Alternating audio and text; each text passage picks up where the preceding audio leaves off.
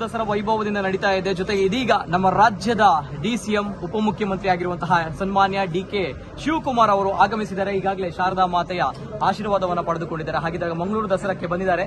So ಹೇಗಾಯ್ತು sir Mangaluru Dasara? ಸೇರಿದಂಗೆ ಇದು ಭಾಗ್ಯ ಪದ್ಮನಾಭನ ಪಾದ ಭಜನೆ ಪರಮಸಿದ್ಧವೇ. ಇವತ್ತೊಂದು ನಾನಿಲ್ಲಿಗೆ ಬಂದಿರೋದೇ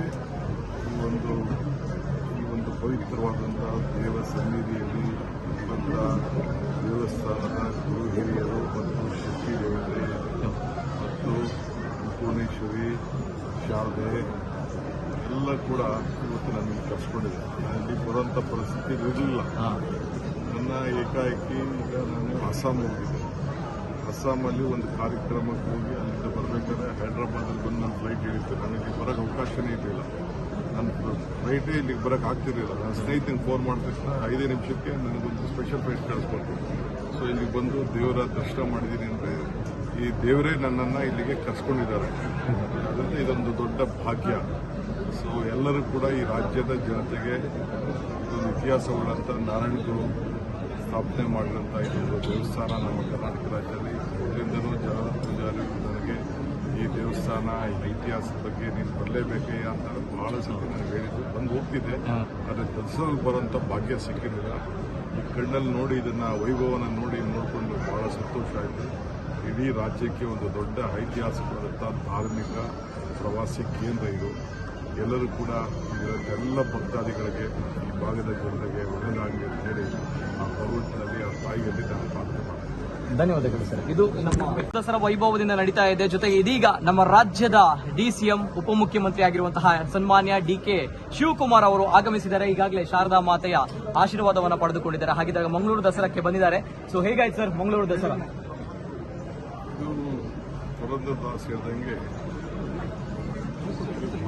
ಇದು ಭಾಗ್ಯ ಪದ್ಮನಾಭನ ಪಾದ ಭಜನೆ ಪರಮಸಿದ್ಧವೇ.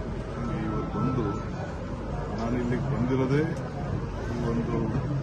ಈ ಒಂದು ಪವಿತ್ರವಾದಂತಹ ದೇವ ಸನ್ನಿಧಿಯಲ್ಲಿ ಬಂದ ದೇವಸ್ಥಾನದ ಗುರು ಹಿರಿಯರು ಮತ್ತು ಶಕ್ತಿ ದೇವತೆ ಮತ್ತು ಪೂರ್ಣೇಶ್ವರಿ ಶಾರದೆ ಎಲ್ಲ ಕೂಡ ಇವತ್ತು ನನಗೆ ಕರ್ಸ್ಕೊಂಡಿದೆ. ಅಲ್ಲಿ ಬರುವಂಥ ಪರಿಸ್ಥಿತಿ ಇರಲಿಲ್ಲ. ನನ್ನ ಏಕಾಏಕಿ ಈಗ ನಾನು ಅಸ್ಸಾಂ ಹೋಗಿದ್ದೆ. ಅಸ್ಸಾಮಲ್ಲಿ ಒಂದು ಕಾರ್ಯಕ್ರಮಕ್ಕೆ ಹೋಗಿ ಅಲ್ಲಿಂದ ಬರಬೇಕಾದ್ರೆ ಹೈದ್ರಾಬಾದಲ್ಲಿ ಬಂದು ನನ್ನ ಫ್ಲೈಟ್ ಹೇಳಿದ್ದೆ. ನನಗೆ ಬರೋಕ್ಕೆ ಅವಕಾಶನೇ ಇರಲಿಲ್ಲ. ನನ್ನ ಫ್ಲೈಟೇ ಇಲ್ಲಿಗೆ ಬರೋಕ್ಕೆ ಆಗ್ತಿರಲಿಲ್ಲ. ನನ್ನ ಸ್ನೇಹಿತನಿಗೆ ಫೋನ್ ಮಾಡಿದ ತಕ್ಷಣ 5 ನಿಮಿಷಕ್ಕೆ ನನಗೊಂದು ಸ್ಪೆಷಲ್ ಫ್ಲೈಟ್ ಕಳಿಸ್ಕೊಡ್ತೀನಿ. ಸೊ ಇಲ್ಲಿಗೆ ಬಂದು ದೇವರ ದರ್ಶನ ಮಾಡಿದ್ದೀನಿ ಅಂದರೆ ಈ ದೇವರೇ ನನ್ನನ್ನು ಇಲ್ಲಿಗೆ ಕರ್ಸ್ಕೊಂಡಿದ್ದಾರೆ. ಅದರಿಂದ ಇದೊಂದು ದೊಡ್ಡ ಭಾಗ್ಯ. ಸೊ ಎಲ್ಲರೂ ಕೂಡ ಈ ರಾಜ್ಯದ ಜನತೆಗೆ ಇದೊಂದು ಇತಿಹಾಸವುಳ್ಳಂಥ ನಾರಾಯಣಗುರು ಸ್ಥಾಪನೆ ಮಾಡಿದಂಥ ಇದೊಂದು ದೇವಸ್ಥಾನ ನಮ್ಮ ಕರ್ನಾಟಕ ರಾಜ್ಯದಲ್ಲಿ. ಮೊದಲಿಂದಲೂ ಜನ ಪೂಜಾರಿ ನನಗೆ ಈ ದೇವಸ್ಥಾನ ಇತಿಹಾಸದ ಬಗ್ಗೆ ನೀನು ಬರಲೇಬೇಕೇ ಅಂತ ಬಹಳ ಸತಿ ನನಗೆ ಹೇಳಿದ್ದು. ಬಂದು ಹೋಗ್ತಿದ್ದೆ, ಆದರೆ ದಸರಲ್ಲಿ ಬರೋಂಥ ಭಾಗ್ಯ ಸಿಕ್ಕಿರಲಿಲ್ಲ. ಈ ಕಣ್ಣಲ್ಲಿ ನೋಡಿ ಇದನ್ನು ವೈಭವನ ನೋಡಿಕೊಂಡು ಬಹಳ ಸಂತೋಷ ಆಯಿತು. ಇಡೀ ರಾಜ್ಯಕ್ಕೆ ಒಂದು ದೊಡ್ಡ ಐತಿಹಾಸಿಕವಾದಂಥ ಧಾರ್ಮಿಕ ಪ್ರವಾಸಿ ಕೇಂದ್ರ ಇದು. ಎಲ್ಲರೂ ಕೂಡ ಎಲ್ಲ ಭಕ್ತಾದಿಗಳಿಗೆ ಈ ಭಾಗದ ಜನತೆಗೆ ಒಳ್ಳೆಯದಾಗಲಿ ಅಂತ ಹೇಳಿ ಆ ಪರ್ವತದಲ್ಲಿ ಆ ತಾಯಿಯಲ್ಲಿ ನಾನು ಪ್ರಾರ್ಥನೆ ಮಾಡ್ತೀನಿ. ಧನ್ಯವಾದಗಳು ಸರ್. ಇದು ನಮ್ಮ ಹೆಚ್ಚಿನ ವಿಡಿಯೋಗಳಿಗೆ ಪ್ರತಿಧ್ವನಿ ಯೂಟ್ಯೂಬ್ ಚಾನೆಲ್ ಸಬ್ಸ್ಕ್ರೈಬ್ ಮಾಡಿ, ಬೆಲ್ ಐಕಾನ್ ಕ್ಲಿಕ್ ಮಾಡಿ.